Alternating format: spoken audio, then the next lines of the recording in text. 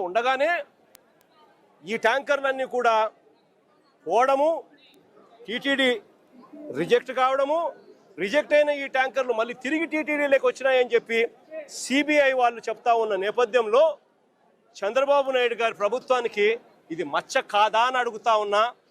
రాజకీయాలు చేస్తూ ఉన్న చంద్రబాబు నాయుడు దీనికి సమాధానం చెప్పాల్సిన అవసరం ఉందా లేదా అని అడుగుతా ఉన్నా. పాపం చేసింది ఎవరు అని చెప్పి కూడా ఈ సందర్భంగా మరొకసారి కూడా ప్రశ్నిస్తూ బుద్ధి జ్ఞానం చంద్రబాబు నాయుడుకి రావాలని చెప్పి మరొకసారి కోరుతూ సెలవు తీసుకుంటాం.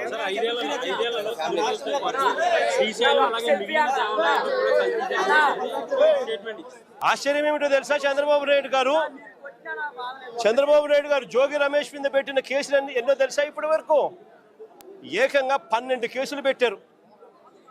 కల్తీ లిక్కర్ ఫ్యాక్టరీని చంద్రబాబు నాయుడు గారు తమ్మలపల్లిలో ఆయన గెలిచిన ఆయన పార్టీ తరఫున కంటెస్ట్ చేసిన క్యాండిడేట్ ఎవడైతే పోటీ చేశాడో ఆ క్యాండిడేట్ కల్తీ లిక్కర్ ఫ్యాక్టరీ పెడితే అది ఎక్సైజ్ డిపార్ట్మెంట్కు ఆయనకు మధ్య లావాదేవీలు కుదరక బయటపడితే ఆ కల్తీ ఫ్యాక్టరీ కేసులో ఆ జయచంద్రారెడ్డిని బుక్ చేసి చంద్రబాబు నాయుడు గారు లెంపలేసుకోవాల్సింది పోయి అది జరగగా జోగి రమేష్ను ఆ కేసులో కూడా తీసుకొచ్చాడు.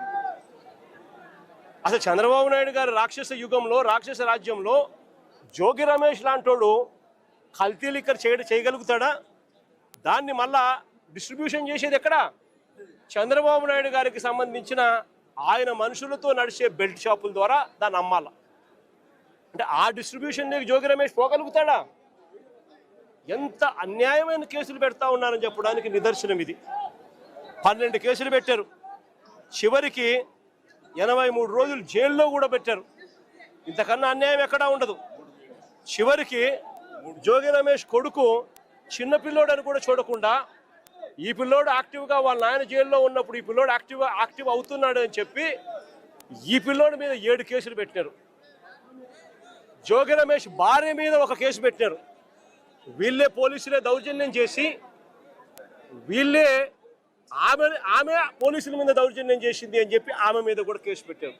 నేను అడుగుతా ఉన్నా, ఇదే చంద్రబాబు నాయుడు గారు బీసీలంటే ఆయనకు ఎంత చులకన అని చెప్పడానికి ఈ ఒక్క ఎగ్జాంపుల్ చాలు రాష్ట్రం మొత్తం తెలుసుకునే దానికోసం.